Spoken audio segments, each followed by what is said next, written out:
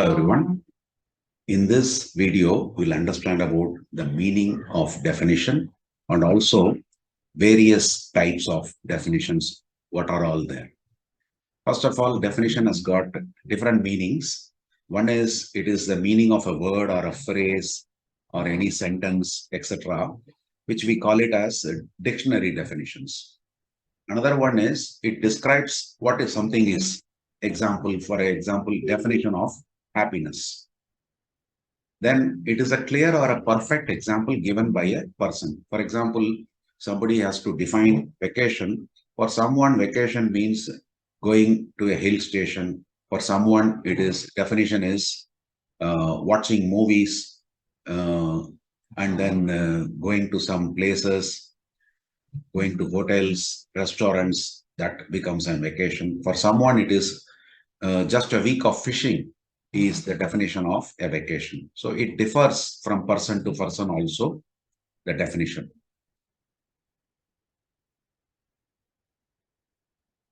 Lexical definition. So this is also called as a dictionary definition. This is one of the type of definition, and it gives you the meaning of a particular term which is there in common usage. The same thing will be available in a dictionary. So a lexical definition will be simple to understand because it has to reach a wider audience, right? Everyone should understand. So it has to have, it should be in a simple form. That is lexical definition. Precising definition means a definition that actually reduces the scope of a dictionary definition. Means dictionary definition may be something in that you take only a part of it to create your own precising definition. For example, dictionary may define a term student as someone who is attending an educational institution of any type, or it can also say anyone who studies something. But if it has to be defined by some movie theater person, wherein they want to show some movie, wherein they want to allow some concession to students who are going to watch the movies or watch the particular movie, then they may define it as any person under the age of 18 enrolled in a local school, which means they are now shortening it, not any student. So the person should be of age under 18, and also in that locality, they should have enrolled in a local school. That is, then only they are eligible to get a discounted tickets. So this is basically a precising definition. What is being done here. So these are generally used in context where vagueness is unacceptable.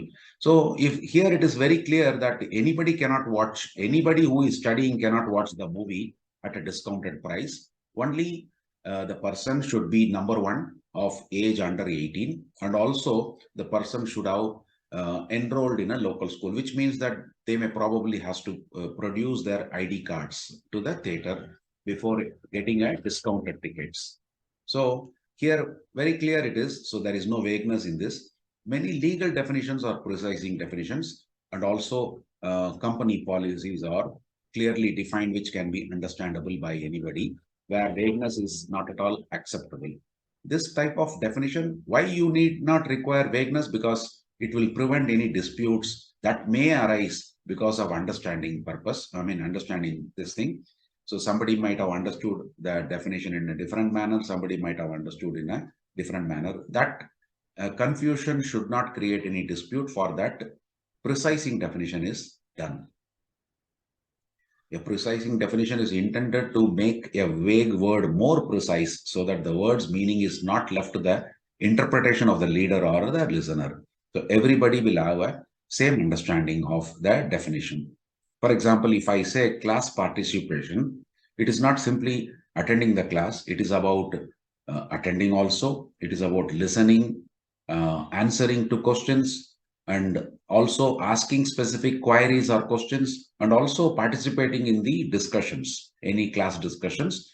It is about participation. So all these together, we call it as class participation, that we are actually precisely defining about the meaning of class participation. Then comes your another type of definition, which is persuasive definition.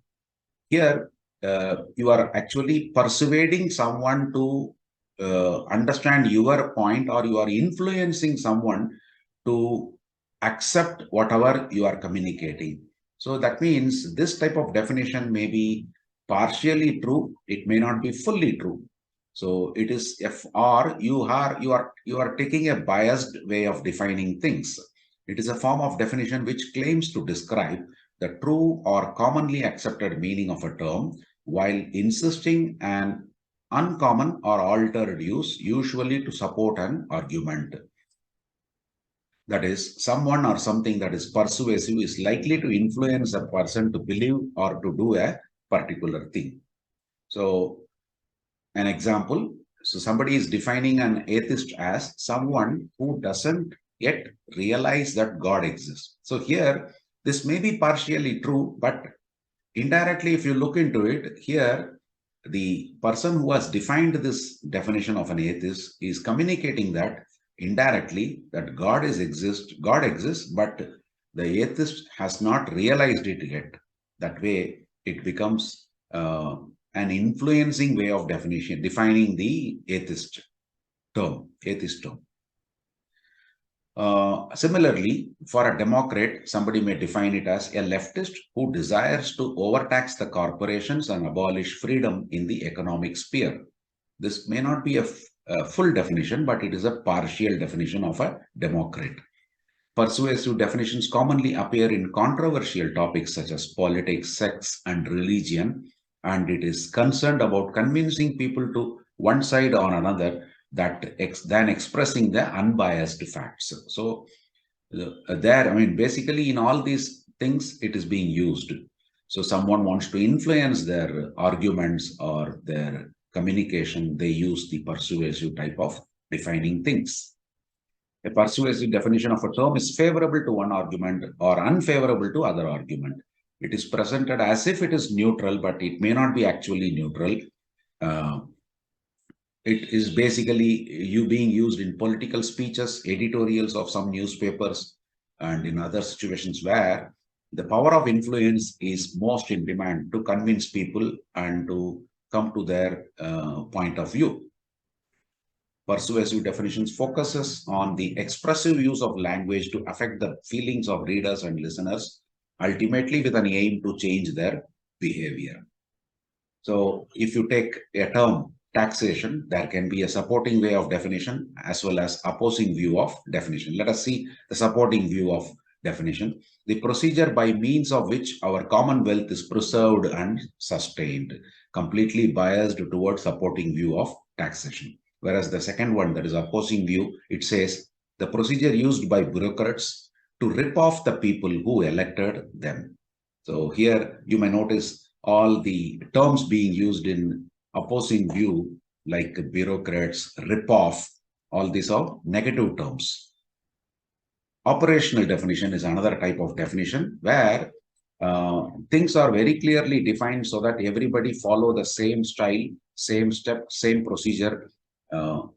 Examples are like work instructions, standard operating procedures, process charts, formats, all these things clearly state how the actions are to be taken, how the operations of a particular process needs to be done, and how someone can observe and measure. Everything is clearly defined. The purpose is basically to provide clear, specific, understandable, and agreed upon description of what is to be observed and measured. So what will happen if you have a certain defined document like this? It will allow people to follow that, collect the data, analyze the data, and interpret the data in a consistent way. What are the requirements for an operational definition? It should be definitely clear. It should be specific, definable, measurable, and unambiguous. There should not be any confusion in that. And you also need to specify the device for measuring the factor. For example, if we are doing it, doing some one variable, let us say it is weight, then what type of measuring device we will be using to measure the weight, that needs to be clear. Units of measurements, it has to be measured in terms of kilograms or grams, and how long you need to consider the time frame. And then the measurement, how do you take the measurement? That also needs to be clearly measured. And finally, after collection of data and doing an analysis, what way you are going to conclude or take a decision about it, that also needs to be clear in the operational definition. Benefits of this is everyone defines and measures the same thing the same way. That is the major advantage in this. And by knowing what you are measuring and how you are doing it, you will be more confident in your interpretation of the results from any data analysis you are performing. So basically, operational definition eliminates any subjectivity or opinion-based or judgment-based things, and it will be purely on objective type of decision-making. So that is the major benefit of an operational definition. The need, of course, the need is already there in the advantages itself. If we don't understand what are we measuring and how are we measuring, then we will not be able to understand what the data is telling us. So whether it is continuous variable or discrete variable, we need to have an operational definition so that we can able to have an uniform methodology to do our analysis and interpretation. If everyone agrees on what and how things are defined and measured, then miscommunication disappears. So these are the requirements, or you can say, these are the things which makes you a necessity for your operational definition. The next type of definition is ostensive definition. Before that, we will have this example for an operational definition. For example, if we want to define a term anxiety, then we can define it by showing the sweating palms. It is observable, or increased heart rate can also be observable, and it can be recorded also. Dilated pupils, it is also an observable thing. So these are some of the examples for operational definition. As already we spoke, other examples are work instructions, process charts, and then your standard operating procedures. These are some of the other examples for an operational definition for any process or any function, etc. Ostensive definition, that's what we spoke about. It is about communicating a meaning by pointing out something, because sometimes it may not be understood, the words may not be understood, maybe due to new speakers of a language, or it may happen even with children. Children may not understand what is specific thing. You may have to point out something and explain them. And because of the nature of the term, like colors, sensations, etc. So it is usually accompanied with a gesture pointing out the object, serving as an example. And for this reason, it is also called as a definition by pointing. For example, I can say red color by showing apple, or by showing the red signal, showing the rose flower, or showing tomato. Similarly, green color, we can point out by showing grass, or showing emerald, or showing algae, are some of the examples for an ostensive definition.